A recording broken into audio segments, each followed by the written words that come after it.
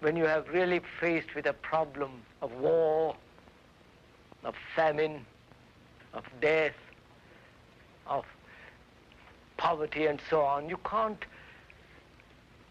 argumentatively discuss about them. One has to deal with them. One has to put one's teeth into them. And you cannot artificially, intellectually have teeth to put to problems that are vital. So I hope when we ask questions and go into those questions, I hope they will not be merely intellectual or curious, but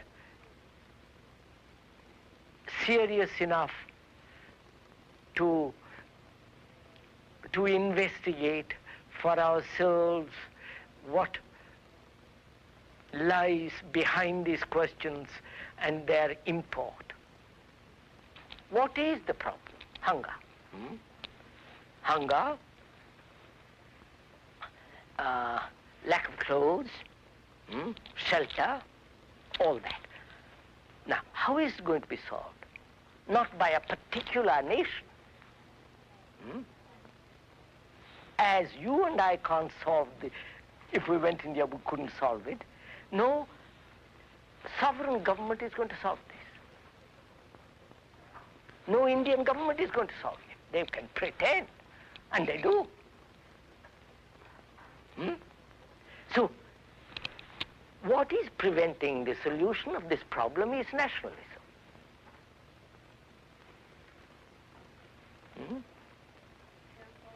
My flag, your flag, my country, your country, and the division that takes place geographically, which is exploited by the politician. That is the factor, one of the major factors of preventing the solution of starvation, of feeding the people. Now, science has means of giving food, clothes, and shelter practically to everybody. It's not being done because of you are a British, I'm an Indian or Russian. So it's a world problem, not individual or nationalistic problem. Right. Well, how do you suppose that we'll be able to overcome these nationalistic barriers? First, one has to be free of it oneself. Yeah, well, I don't see how I can be. Wait. One has to be free of it oneself. Neither American nor Indian nor right.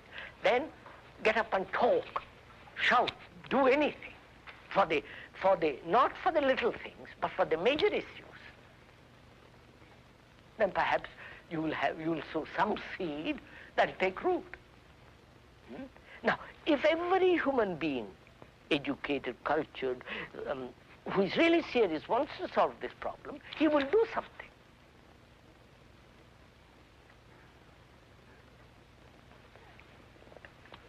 Like war. We have accepted war as the way of life. All man has, throughout centuries.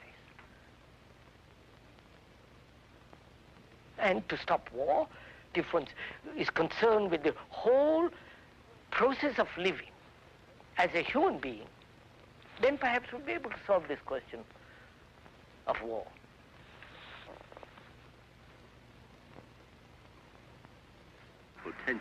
Potentially, society has solved the problem of food, clothing, and shelter. So, once you've solved those problems, what do you have to look? What else? I don't quite understand what else. You mean what is beyond these three? Yes.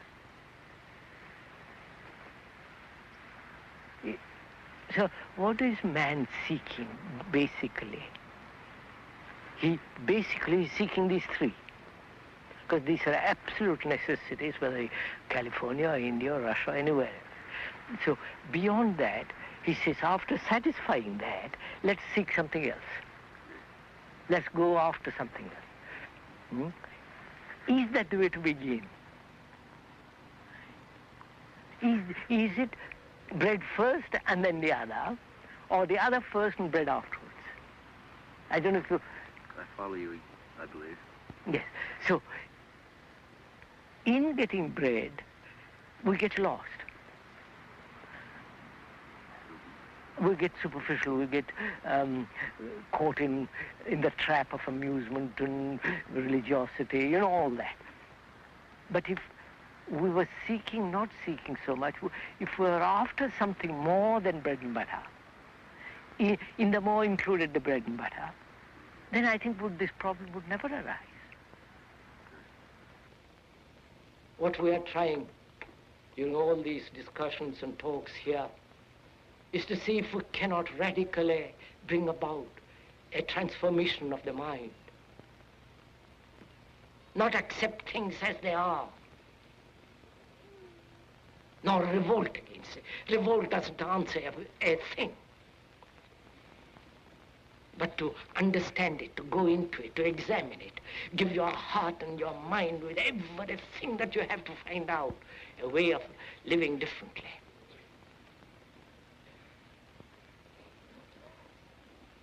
But that depends on you and not somebody else. Because in this there is no teacher, no pupil. There is no leader. There is no guru. There is no master, no savior. You yourself are the teacher and the pupil. You are the master, you are the guru, you are the leader. You are everything.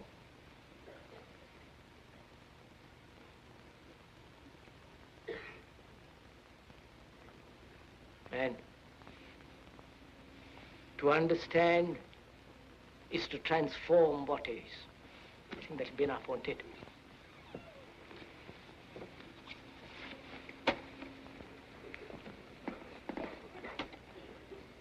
This has been Program 1 in a series of 8 programs presenting the original and challenging thought of Krishnamurti.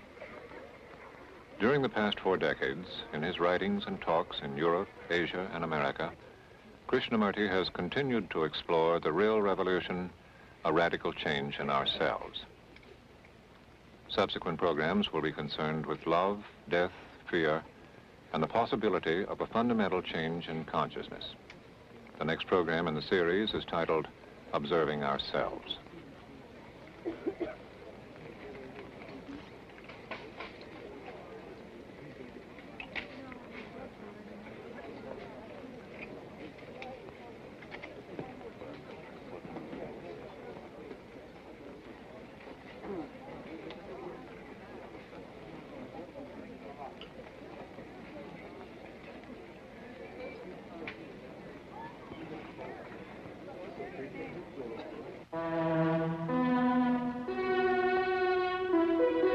This is NET, the National Educational Television Network.